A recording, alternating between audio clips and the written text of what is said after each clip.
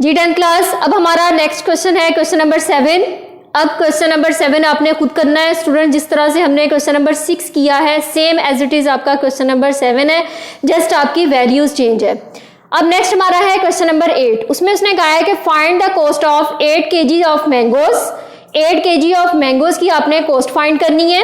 If 5 kg of mangoes cost आपके पास है 250। अब यहां से देखें कि अब ये आपका है शॉर्ट क्वेश्चन, ये वाला जो पॉइंट है ये अक्सर जो है वो आपके शॉर्ट क्वेश्चंस में आया भी हुआ है। इसमें उसने कहा कि find the cost of 8 kg of mangoes. ये आपका जिस तरह से एग्जांपल नंबर 5 गिवन है इसी तरह से आपको करना होगा ये। तो यहाँ पर आप कॉस्ट को लेट कर लें। यहाँ पर आप क्या करेंगे, हमारा है क्वेश्चन नंबर 8। क्वेश्चन नंबर 8 में हम करेंगे let x be the cost of mangoes. अब यहां पर आपने x जो है वो मैंगो की कॉस्ट लेट कर ली। अब यहां पर एक और चीज है कि यहां पर देखें केजी की बात हो रही है, इट मीन के वेट है हमारे पास। हम क्या करेंगे, वेट ऑफ मैंगोज, और उसके बाद हमारे पास क्या है, कॉस्ट है। तो हम यहां पर लिख लेंगे कॉस्ट ऑफ मैंगोज। अब क्वेश्चन पढ़ते जाएंगे, वैल्यूज पुट करवाते जाएंगे। उसने कहा कि find the cost of 8 kg of mangoes.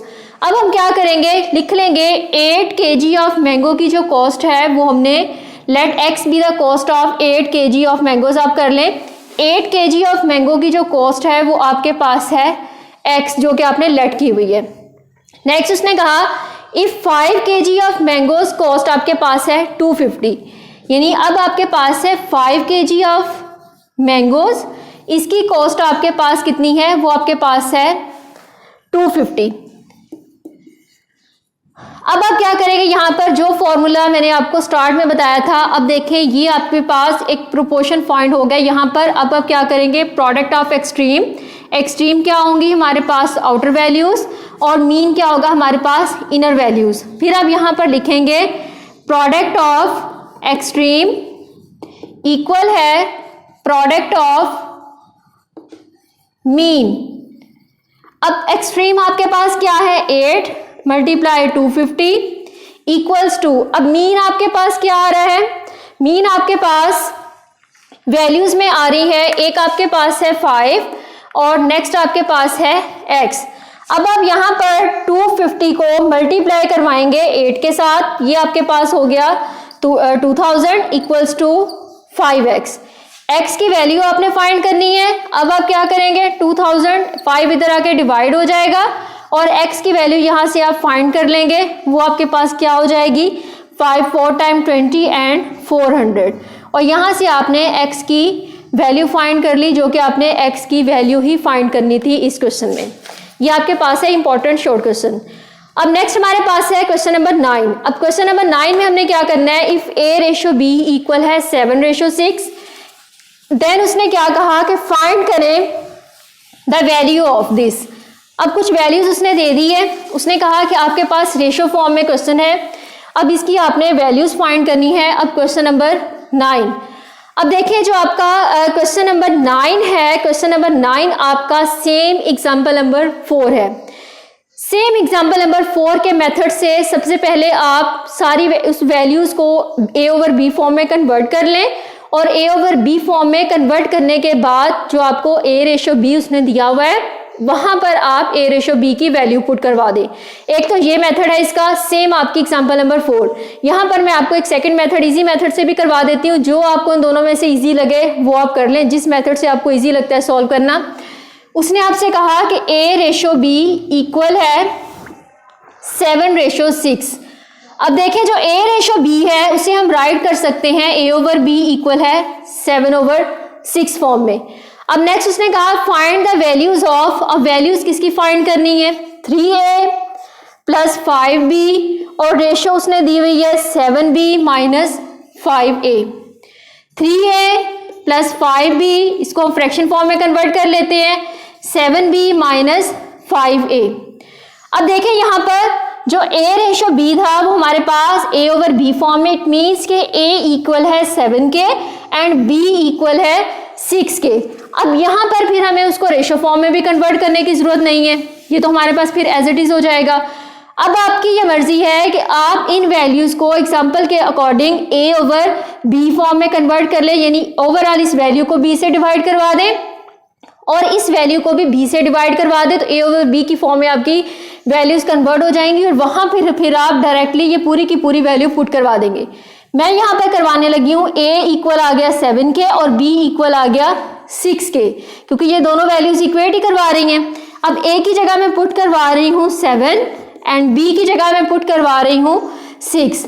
यहाँ पर b की जगह मैं पुट करवा रही हूँ, मेरे पास है 6 और a की जगह मैं वैल्यू रिप्लेस करवा रही हूँ, वो मेरे पास है 7।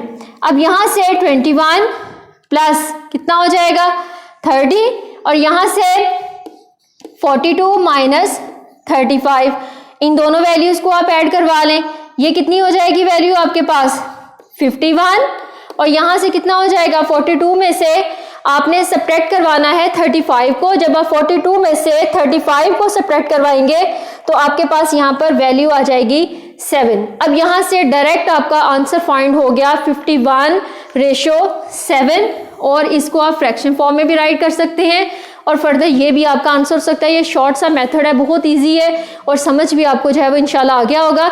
अगर आप इसी क्वेश्चन को एग्जाम्पल नंबर 4 के अकॉर्डिंग करना चाहते हैं तो उसी तरह से भी अगर आप कर ले तो वो भी क्वेश्चन आपका बहुत ईजी है। आप सबसे पहले ओवर बी फॉर्म में कन्वर्ट करेंगे और वहां पर जैसे जैसे आप एग्जाम्पल सॉल्व है स्टेप बाय स्टेप अपने क्वेश्चन को करते जाएं। अब नेक्स्ट स्टूडेंट्स आपका जो है वो क्वेश्चन नंबर 10 है। अब जो क्वेश्चन नंबर 10 है ये आपने खुद करना है। क्वेश्चन नंबर 10 में आपके पास जो है वो वैल्यूज उसने दी हुई है। अब जब उसने वैल्यूज आपको दी हुई है, अब देखें इतने क्वेश्चन हमने कर लिए हैं, वैल्यूज उसने आपको दी हुई है, तो अब आप क्या करेंगे यहाँ से क्रॉस मल्टीप्लिकेशन करवा लें या कुछ भी वैल्यूज को मूव करवा के आप ये फिलिंग ब्लैंक जो है वो सॉल्व करेंगे। अब नेक्स्ट हमारे पास आ रहा है क्वेश्चन नंबर 11। अब क्वेश्चन नंबर 11 हमारे पास जो हमने फॉर्मूला पढ़ा है product of extreme and product of mean, उसी के अकॉर्डिंग हमारा क्वेश्चन नंबर 11 होगा। अब क्वेश्चन नंबर 11 में यहाँ पर मैं सबसे पहले इसका सेकेंड पार्ट सॉल्व करने लगी हूँ। सेकेंड पार्ट मेरे पास है 3x - 1/7 और रेशो है 3:5, यानी क्वेश्चन नंबर 11 और इसका मेरे पास है सेकेंड पार्ट। सेकेंड पार्ट मेरे पास है 3x - 1/7, रेशो है 3/5, प्रोपोर्शन मेरे पास है 2x/3 एंड देन रेशो मेरे पास है 7/5। अब आप क्या कर लें, same as it is product of extreme ले लें एंड प्रोडक्ट ऑफ मीन ले लें। तो मैं यहाँ पर शॉर्ट फॉर्म में लिखने लगी हूँ, प्रोडक्ट ऑफ एक्सट्रीम इक्वल है प्रोडक्ट ऑफ मीन। अब प्रोडक्ट ऑफ एक्सट्रीम आपके पास क्या है 3x - 1/7 और सेकंड आपके पास वैल्यू क्या है 7/5।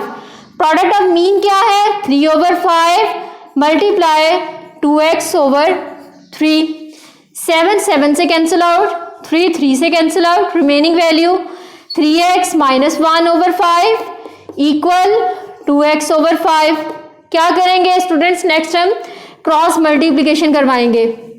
बाय क्रॉस मल्टीप्लीकेशन राइट कर लें यहाँ पर, फिर आपके पास 5 मल्टीप्लाई होगा 3x - 1 से एंड 2x मल्टीप्लाई होगा 5 से। यहाँ से 15x - 5 equals to 5 2 time 10x। Move करवा ले वैल्यूज, यहाँ से 15x प्लस 10x है, मूव करवा ले -10x, -5 था, मूव करवाया +5। यहाँ से जब आपने सब्ट्रैक्ट करवाया 5x इक्वल्स टू 5। अब यहाँ से आप x की वैल्यू फाइंड करेंगे। जब कोई भी कोएफिशिएंट बन के मल्टीप्लाई होता है तो दूसरी तरफ जाकर वो हमेशा बच्चों डिवाइड हो जाता है, इसीलिए 5 1 टाइम 5, 5 1 टाइम 5 और यहाँ से आपकी x की वैल्यू फाइंड हो गई x इक्वल्स टू 1। अब इसका लास्ट पार्ट में आपको करवाने लगी हूँ, पार्ट नंबर हमारे पास है 4। बाकी जो रिमेनिंग पार्ट्स हैं स्टूडेंट्स वो आपने खुद करने हैं। इसी तरह से product of extreme and product of mean ये लेके फॉर्मूला अप्लाई करवा के केयरफुली इन वैल्यूज को आपने सॉल्व करना है और जो भी अननोन वैल्यू होगी वो आप फाइंड करेंगे। नेक्स्ट हमारे पास है क्वेश्चन नंबर 11 का ही आपके पास पार्ट नंबर 4 है। फोर्थ पार्ट में क्या वैल्यू है P square plus P Q plus Q square ratio X, proportion आपके पास है P cube minus Q cube over P plus Q and then ratio P minus Q whole square. वही काम करेंगे फिर से, प्रोडक्ट ऑफ एक्सट्रीम, ये पूरी की पूरी वैल्यू आपके पास एक वैल्यू है।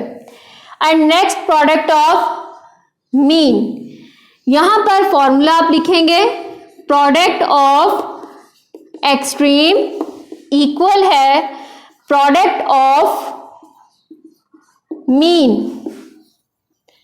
अब प्रोडक्ट ऑफ एक्सट्रीम में आपके पास बच्चों कौन सी वैल्यूज हैं, वो आपके पास है P square plus P Q plus Q square. तो प्रोडक्ट ऑफ एक्सट्रीम मल्टीप्लाई इसके साथ क्या वैल्यू हो रही है, P minus Q whole square equal product of mean में कौन सी वैल्यू आ रही है, वो हमारे पास है एक्स, मल्टीप्लाई इसके साथ हो रहा है P cube minus Q cube over P plus Q. Next क्या करेंगे, हमें वैल्यू फाइंड करनी है एक्स की। किसी तरह से ये सारी वैल्यूज मूव करवा के इधर ले आएंगे और एक्स को सिंगल जो है वो पड़ा रहने देंगे। अब यहां पर देखें P square plus P Q plus Q square. अब मुझे ये बताएं कि जब p माइनस क्यू का होल स्क्वायर होता है, जैसे हमारे पास a माइनस बी का जब होल स्क्वायर आता है तो हम इसको हमेशा ऐसे राइट कर सकते हैं, अगर हमें ज़रूरत हो a माइनस बी और a माइनस बी तो कर सकते हैं। सेम एज इट इज़ हम इसे भी राइट कर लेंगे p minus Q and p minus Q. अब क्या करेंगे, ये वाली जो वैल्यू है ये हम मल्टीप्लाई करवा देंगे अपर पोर्शन के साथ, यानी आप इस तरह से इसको पहले कन्वर्ट कर लें, आपके लिए आसानी होगी। P cube minus Q cube over कर लें पी प्लस क्यू। इस पी प्लस क्यू को मूव करवा दें, क्रॉस मल्टीप्लिकेशन करवा दें, जिसके ओवर में कुछ नहीं होता उसके डिनोमिनेटर में हमेशा 1 होता है। तो P cube minus Q cube को जो है वो इसकी लोअर वैल्यू में ले आए। यहाँ से P square plus P Q value आपके पास फॉर्म हो जाएगी P square plus P Q plus Q square, और सेकेंड वैल्यू आपके पास क्या है p minus Q and p minus Q, और ये वैल्यू ऊपर आके मल्टीप्लाई हुई है तो ये आपके पास आ गई p प्लस क्यू। ये पूरी की पूरी वैल्यू आपके पास इसकी डिवीजन में आ रही है और वो आपके पास आ रही है P cube minus Q cube, और यहाँ पर आपके पास x जो है वो लेफ्ट हो गया, x आपके पास बाकी रह गया। अब नेक्स्ट आप क्या करेंगे, नेक्स्ट हम इसका फॉर्मूला अप्लाई करवाएंगे। अब देखें कि आपके पास जो वैल्यू है P square plus P Q plus Q square, next value है हमारे पास p माइनस क्यू, और जो वैल्यू हमने मूव करवाई थी वो थी p प्लस क्यू। अब यहाँ पर देखें, अगर मैं आपसे पूछूं a cube minus B cube का फॉर्मूला क्या होता है, तो आप लाजमी बात है मुझे यही बताएंगे कि a cube minus B cube का जो फॉर्मूला है वो इक्वल होता है a minus B A square. अगर इधर माइनस का साइन यूज हो रहा हो तो हमेशा जो है वो जब कंबाइन होकर वैल्यूज आती हैं वहां पर हमेशा प्लस यूज होता है, एंड प्लस बी स्क्वायर। यही फॉर्मूला हम अप्लाई करवाएंगे यहाँ पर। ये आपके पास है p minus Q, formula apply करवा रहे हैं, p स्क्वायर माइनस में हो तो फॉर्मूले में हमेशा प्लस यूज होता है, P Q plus Q square. अब यहां से p माइनस क्यू से कैंसिल आउट। अब नेक्स्ट आपके पास क्या हो गया, और इक्वल टू x। ये p स्क्वायर, ये पूरी की पूरी वैल्यू इस पूरी वैल्यू के साथ कैंसिल आउट। अब बच्चे आप क्या करते हैं, आप 1 बाय 1 उसको करके, या जो है वो एडिशन भी हो रही हो तो आप वहां पर भी उसकी जो है वो कटिंग कर देती है अगर सेंटर में एडिशन के साइन यूज हो रहे हो। तो ऐसा नहीं होता, हमारी कटिंग जो है वो तभी होती है जब हमारे पास कोई वैल्यूज मल्टीप्लाई हो रही हो। अब यहाँ पर आप क्या करेंगे, ये वैल्यूज हमारे पास रिमेनिंग वैल्यू है p माइनस क्यू, और नेक्स्ट हमारे पास है p प्लस क्यू और इक्वल्स टू x। अब यहाँ से देखें, फॉर्मूला आपके पास फिर फॉर्म हो गया यहाँ पर कि आपके पास जो a माइनस बी और a प्लस बी है वो इक्वल किसके होता है, वो होता है a square plus minus minus a को ए से मल्टीप्लाई करवा के फॉर्मूला बनता है, बी को बी से और साइन से माइनस बी स्क्वायर। तो यहाँ पर हमने ये फॉर्मूला अप्लाई करवाया, आपके पास क्या हो गया, P square plus minus minus Q square equals to X. ये आपके पास फाइनल आंसर है एक्स की वैल्यू। इंपॉर्टेंट आपका ये शॉर्ट क्वेश्चन, सॉरी बच्चों, इंपॉर्टेंट आपका शॉर्ट क्वेश्चन है ये, क्वेश्चन नंबर 11। अब स्टूडेंट्स हमारी जो एक्सरसाइज 3.1 है ये कंप्लीट हो गई है। कुछ पार्ट्स आपकी प्रैक्टिस के लिए छोड़े हैं, वो पार्ट्स की प्रैक्टिस आपने लाजमी करनी है। जो आपको जो है वो प्रॉब्लम हुई वो आप जो है वो इंशाल्लाह फिर उससे पूछ लीजिएगा अपनी जूम क्लास में। अब नेक्स्ट हमारे पास बाकी एक्सरसाइजेस होंगी वो हम करेंगे, और इन क्वेश्चन से रिलेटेड आपने एग्जांपल्स भी लाजमी करनी है। उम्मीद करती हूँ स्टूडेंट्स कि आपको ये लेक्चर बहुत अच्छे से समझ आया होगा। ओके, जज़ाकल्लाह, अल्लाह हाफ़िज़ स्टूडेंट्स।